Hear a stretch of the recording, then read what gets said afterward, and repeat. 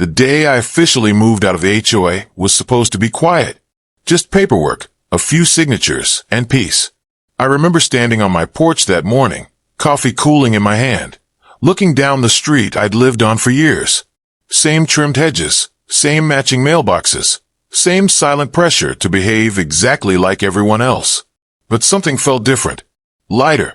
Like I had finally stepped out from under a shadow that had been hovering over my life for far too long. For years, the HOA president, a woman named Carol, had made it her personal mission to remind everyone who was in charge. She monitored paint shades like a hawk, measured grass with a ruler, and treated every rule violation as if it were a personal insult. I'd been fined for leaving my trash cans out 15 minutes too long. I'd gotten warning letters for parking my own truck slightly angled in my own driveway. Every interaction with her felt less like community management and more like intimidation. So when I learned that my property was legally eligible to withdraw from the HOA due to a boundary oversight from decades ago, I didn't hesitate. The paperwork was airtight. Survey maps, county records, legal confirmations.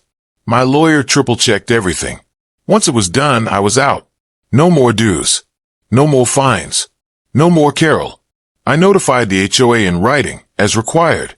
Professional. Polite. Final. That's when the trouble started. The first sign was the knock on my door that afternoon. Not a friendly knock. Sharp. Aggressive. I opened the door to find Carol standing there with two board members behind her, arms crossed, faces tight. She didn't say hello. She didn't ask how I was doing. She simply said, "You can't do this." I calmly told her I already had. I explained that my property was no longer under HOA jurisdiction. I even offered to show her the documents. She didn't look at them. She laughed. A short, sharp laugh filled with disbelief and anger. "We'll see about that," she said, then turned and walked away. Less than an hour later, police cars rolled into the neighborhood.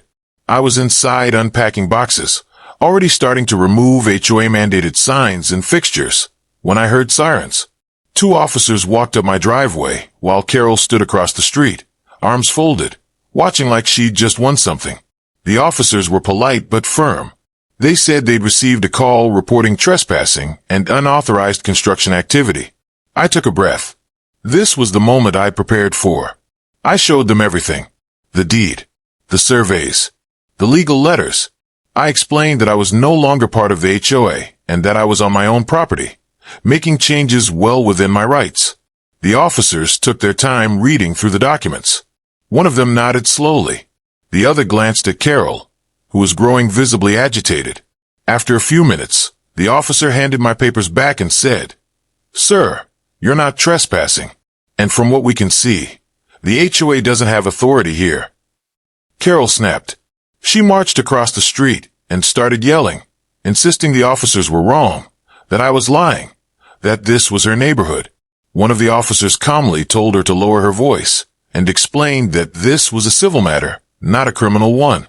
If anything, she was wasting police resources. The patrol cars left. Carol stood there, red-faced, humiliated, staring at me like I had personally betrayed her. I thought that would be the end of it. I was wrong. Over the next few weeks, Carol escalated. I started getting letters again, claiming unpaid dues. Then came threats of liens. Then notices of violations for rules that no longer applied to me. My lawyer shut each one down with a single response. Each time, the HOA retreated a little more, but Carol's obsession only grew. What she didn't know was that while all of this was happening, I was working on something much bigger.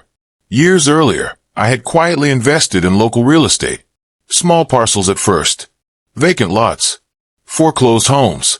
I never put my name on the signs. I used LLCs, trusts, and partnerships. Slow and steady. While Carol was busy measuring lawns, I was buying land. And that included her block. The entire stretch of homes where she lived sat on land that had been poorly subdivided decades ago. The homeowners owned their houses, but the land beneath them? That was a different story. One by one, through legal purchases and negotiated settlements, I acquired it. By the time Carol was calling the cops on me, I already owned most of it. The moment the final paperwork cleared, I decided it was time. I sent formal notices to every homeowner on her block, including Carol. The letters were respectful, professional, and clear. I was now the landowner. Their occupancy terms would remain unchanged for the time being. No rent increases. No sudden demands. Just transparency. Carol received her letter last. I wasn't there when she opened it, but I heard about what happened next from half the neighborhood. She lost it. Screaming. Crying. Accusing everyone of conspiring against her. She stormed into an emergency HOA meeting, waving the letter like it was a fake, demanding answers. There were none to give. The board had known pieces of it. Some suspected more, but no one had stopped it. Now, the woman who had ruled the neighborhood with fines and fear was standing on land she didn't own, powerless to do anything about it. She showed up at my door that evening. This time, she knocked softly. When I opened the door, she didn't shout. She didn't threaten. Her voice shook as she asked if the letter was real. I told her it was. I explained that I had no intention of harming anyone, that my goal was simply to protect my rights and investments. I reminded her that I had tried to coexist peacefully for years. She stared at the ground. For the first time, she looked small. I just wanted order, she said. I looked at her and replied, order without respect is just control. She left without another word. In the weeks that followed, everything changed. The HOA stripped Carol of her position. The board rewrote their policies. Fines became rare. Conversations replaced threats. Neighbors who had been afraid to speak up for years suddenly found their voices. As for me, I finally felt at home. No more warning letters taped to my door. No more patrols. No more power plays. Just quiet mornings, open space, and the satisfaction of knowing that standing your ground doesn't always require shouting.